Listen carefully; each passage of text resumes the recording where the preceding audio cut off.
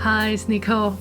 This is the first video in a mini-series on Jane Eyre, one of the most well-known and well-loved Victorian novels.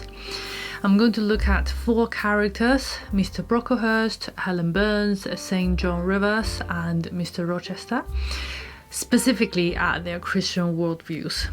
Charlotte Brontë was the daughter of an Irish Anglican clergyman. She was a Christian herself, and you can tell from the novel that she knew her Bible well. Jane Eyre quotes and alludes to the passages in the Bible more than almost any other novel I read. You might have a vague impression that Christians believe more or less the same things and one Christian would look similar to another, but Charlotte shows us in the novel that's certainly not the case by presenting 4 contrasting examples. We'll start with Mr Brocklehurst. A brief introduction to Mr Brocklehurst. Before 18-year-old Jane Eyre came to Thornfield Hall and met the love of her life, she lived in Lowood Orphan Asylum. Mr Brocklehurst is the treasurer and manager of the establishment and a clergyman, and it's said to do a great deal of good. When 10-year-old Jane met him for the first time, his face left quite an impression. What a face he had, now that it was almost on a level with mine. What a great nose, and what a mouth, and what large, prominent teeth.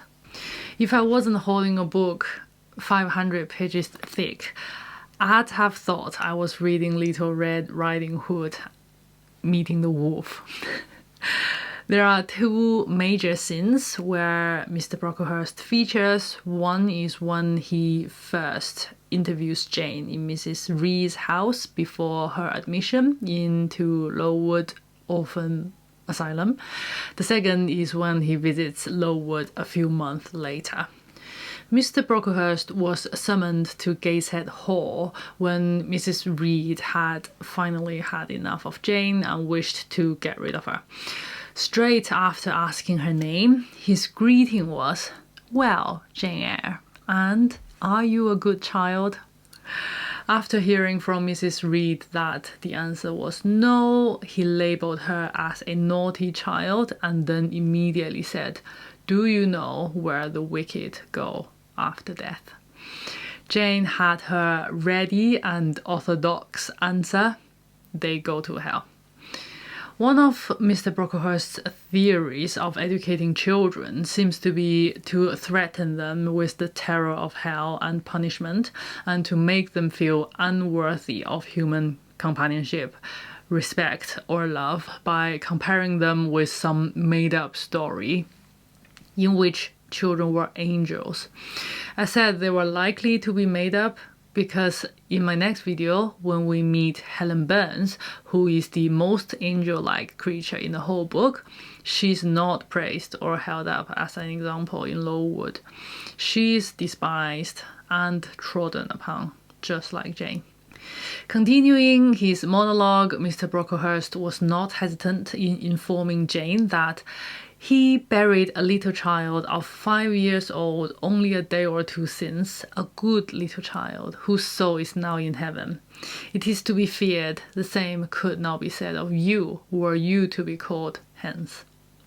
If you were to die today, you would go to hell, is basically what he said. He's wrong, not because his damnation is given without any evidence other than Mrs Reed's impressive shake of the head. He's wrong because he has not the right to do so. Who is he to judge? When he kept Jane under his judgment, the other side of the same coins is the implication that he himself is above judgment. When asked, "Are you a good child?" Jane had the honesty and conscience to stay silent, even though she was in the right and was harshly and unfairly treated. However, imagine if someone asked Mr Brocklehurst, "Are you a good person?" He would be too offended and indignant to answer, "Of course I'm a good person. How could you even ask such a question?" But as a Christian, he should know that the Bible's assessment of human condition is a gloomy one. There is no one righteous, meaning right with God, not even one. Human beings are sinful, Mr Brocklehurst included, but he seemed to have forgotten that. I'm sure a lot of you are familiar with the parable of the Pharisee and the tax collector praying in the temple. Mr Brocklehurst reminds me of the Pharisee in that parable a lot. God, I thank you that I am not like other people, robbers, evildoers, adulterers, or even like this tax collector, or this child, Jane Eyre, poor, disobedient, wicked. I live a respectable life and run this school for orphans. When Jane explained that she liked reading Revelations and the book of Daniel and Genesis and Samuel and a little bit of Exodus and some parts of Kings and Chronicles and Job and Jonah, I am so impressed, but finding Psalms boring. The judgment from Mr Brocklehurst was that it proves you have a wicked heart and you must pray to God to change it, to give you a new and clean one, to take away your heart of stone and give you a heart of flesh.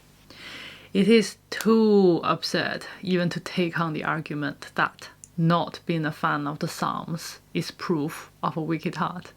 I'll just roll my eyes and let that pass. Clearly, Jane had a deep appreciation for Psalms later on in life, at her lowest point of life when all hopes were dashed and her heart broken. Jane Eyre, whose words conquered in the face of the enemies and blossomed in love and joy, quoted two Psalms, Psalm 22 and 69, to express the extent of her grief and despair. The second half of Mr Brocklehurst's sentence is a quote from the middle of Ezekiel, chapter 36, verse 24 to 28. When Mr Brocklehurst said to Jane, "You must pray to God to give you a new and clean heart," it's actually not wrong for once, but you can't help but sound hypocritical coming out of his mouth. If I were Jane, I would have said, "Yes, sir, I will, but you must pray likewise." The second episode starts with Mr Brocklehurst's complaints about the management of the asylum. Girls' stockings on the washing lines had whopping holes, they were not mended properly, a lunch of bread and cheese was served twice on one occasion. Who gave authority to such luxury and indulgence? While in reality, children's hands and feet were covered in chilblains because they had no warm clothes when water for washing their faces froze in pitchers. Meals were so small and disgusting, older children bullied smaller children to surrender their portions, and smaller children starved. Here's another of Mr Brocklehurst's theories about educating children. The body should be punished to save the soul. The teachers should drill in the children that their hunger and coldness are hallmarks of a genuine Christian, just like the martyrs.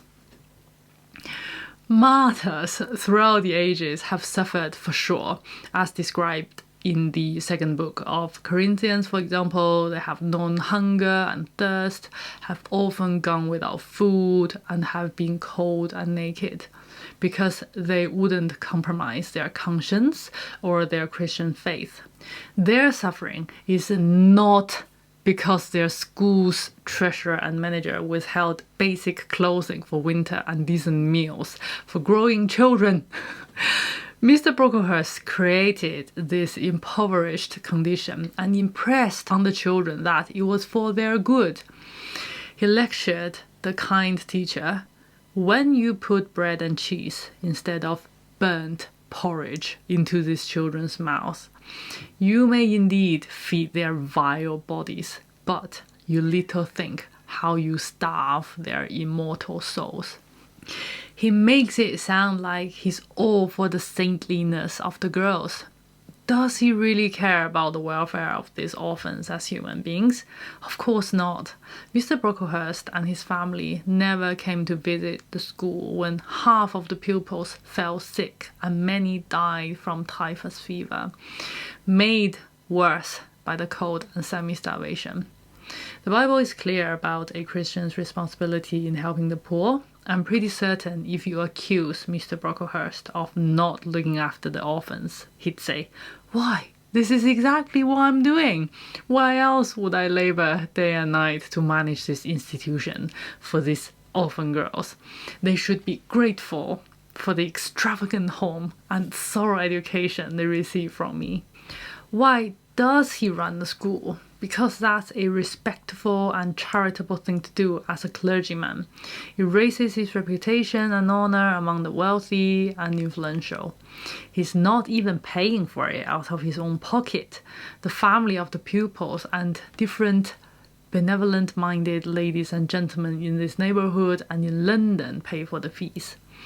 However, Mr Brocklehurst, quote Jane Eyre, for economy's sake, bought us bad needles and thread, with which we could hardly sew.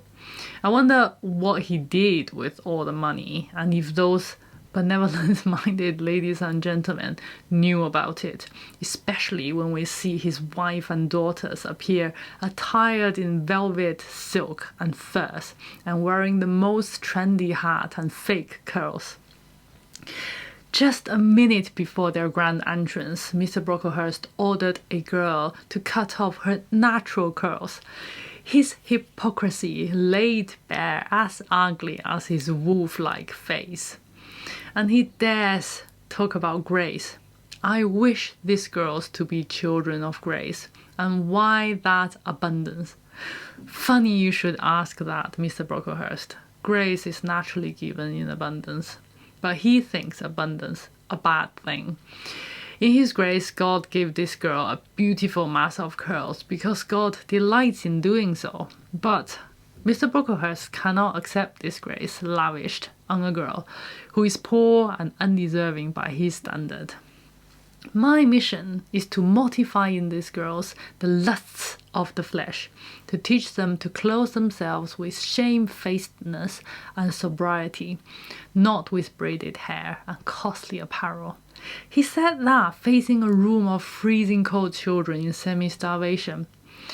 If God was standing in the room at that moment, saying, "I gave her that hair," Mr Brocklehurst would have said, "No, Lord, I do not approve of it." Fear and want. That's Mr Brocklehurst's Christianity. The school is a picture of terror and misery. What I dislike most about Mr Brocklehurst is not just that he's a hypocrite himself and he mistreats children. I hate him even more because he does it in the name of God. His nature is so far from God. He misrepresents Christianity in the way he judges and despises the small and the weak, and in his tight-fistedness towards the powerless and the poor. What an awful witness Mr Brocklehurst must be to these children. I can imagine Jane saying to herself, "He's a clergyman, so he must be as Christian as a person can get. But he's so harsh, pompous and meddling, and we suffer so much. A Christian must be a disagreeable thing." Heaven is nothing like a miserable, loveless orphanage. The Bible talks about Jesus turning water into wonderful wine for joy and celebration, and heaven as a wedding banquet and a feast.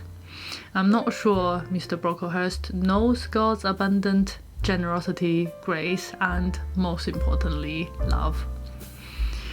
In the next video, we'll look at Helen Burns, who certainly knows God and lives a very different kind of life as a Christian. That's all for today. Thank you for watching. I'll see you in my next one.